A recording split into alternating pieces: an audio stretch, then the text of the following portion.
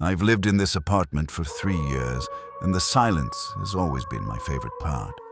It's an old building, the kind where the walls are thick enough that you don't hear your neighbors' lives bleeding into yours. I work from home, usually late into the night, sitting at a desk that faces a large, dark window. 2 weeks ago, the silence changed. It didn't break. It just felt heavier. It started with the motion sensor light in the hallway.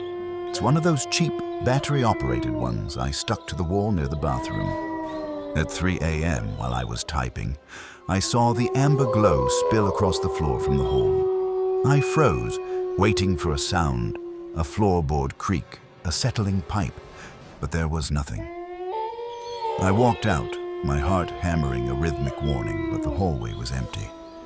The light timed out and clicked off. I told myself it was a low battery. The next night it happened again, exactly at the same time. I decided to take the batteries out. I stood on a stool, reached for the plastic casing, and realized the light wasn't just triggered, it had been turned. It was no longer facing the bathroom door. It was angled back toward my office chair, tilted upward as if to catch the height of a person standing directly behind me while I worked. I didn't move it back. I went to bed and locked my door, but as I lay there, I realized I hadn't heard the front door open, and my windows were all latched from the inside. The realization crawled over me like a cold sweat. If nothing came in, then whatever triggered that light had been here the whole time, sitting in the dark corners I never bothered to check. The drive between Marlow and Oak Haven is 20 miles of nothing but pine trees and old asphalt. I've done that commute for a decade, usually leaving the pharmacy after the late shift ends at midnight. You get used to the isolation. You learn to love the way your headlights cut through the fog. Last Tuesday, I saw a man standing by a broken-down sedan about halfway through the stretch. He didn't wave, didn't hold a sign, just stood there with his hands at his sides, staring at the tree line. I'm not a hero, but it's a dead zone for cell service, so I slowed down to see if he needed a jump start. As I pulled onto the shoulder, something felt wrong. The man didn't turn his head toward my car. He stayed perfectly still, looking into the blackness of the woods. I rolled my window down just an inch and called out, asking if he was all right. He didn't respond. I looked at his car, a beige, nondescript model from the 90s. Then I noticed the tires. All 4 were completely flat, but not slashed or blown out. They looked like they had melted into the pavement, fused by time as if that car had been sitting there for 20 years. But there was no rust, no leaves on the windshield. It looked brand new and ancient all at once. I shifted into gear to leave, and that's when he finally turned. He didn't have a face, not in a monstrous way, but in a way that suggested my brain simply couldn't process what it was seeing, like a blurred photo in a world of high definition. He took one step toward me, and the sound wasn't a footstep on gravel. It was the sound of a heavy weight being dragged through wet sand. I didn't look back until I reached the bright lights of the Oak Haven gas station.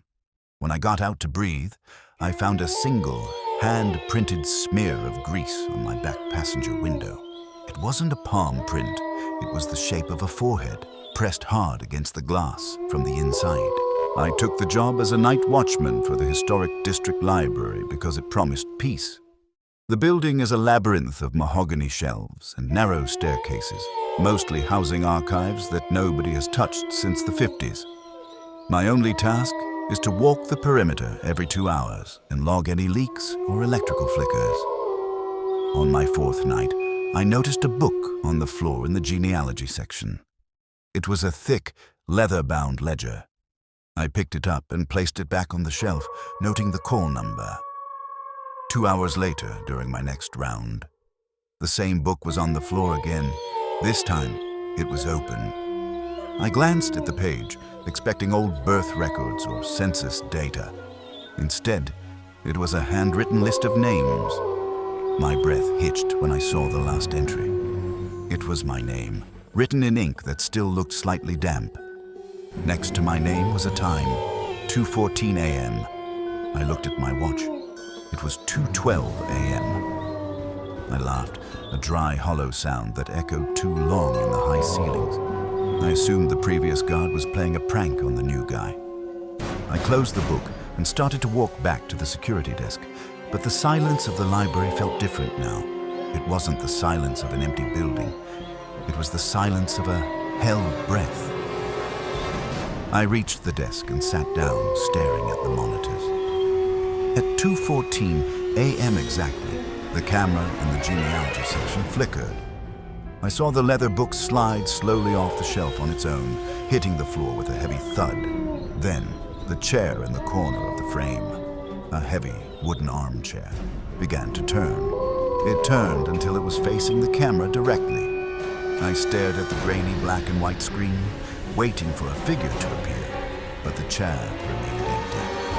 I realized then that the list in the book wasn't a record of who lived or died. It was a guest log. And according to the ink, I hadn't checked out yet. My grandmother's house sits on the edge of a marsh in South Carolina, a place where the humidity feels like a physical weight. After she passed, I spent a week there cleaning out the attic. It's an isolated spot, 3 miles from the nearest neighbor, surrounded by cypress trees that look like skeletal fingers reaching out of the black water. On the 3rd night, the power went out. It wasn't a storm. The air was perfectly still. I lit a few candles and sat on the porch, listening to the crickets. After a few minutes, the crickets stopped, all at once. The sudden vacuum of sound made my ears ring. Out in the marsh about 50 yards away, I saw a light. It wasn't a flashlight or a lantern. It was a pale, rhythmic glow, like a heartbeat pulsing under the water. I watched, mesmerized, as it moved closer to the bank. A figure emerged from the tall grass. It looked like a woman in a long gray dress, but she moved with a strange, jerky gait, her limbs swinging a second behind her torso. She stopped at the edge of the yard, just where the candlelight faded into the dark. She didn't call out. She just stood there, tilting her head from side to side. I retreated inside and locked the screen door, which felt pathetic against whatever was out there. I watched through the window. She stayed there for 4 hours, never moving, never blinking. When the sun began to peek over the horizon, she simply turned and walked back into the water, sinking beneath the surface without leaving a single ripple. I left that morning, leaving half the furniture behind. A month later, I got a call from the local sheriff. He told me they found the house wide open. Nothing was stolen, but every single mirror in the house had been covered in thick gray mud from the marsh, and someone had traced the outline of a face onto each one using their fingertip. I never went back to check if the mud had dried. I just keep thinking about that heartbeat in the water and how it sounded exactly like my own.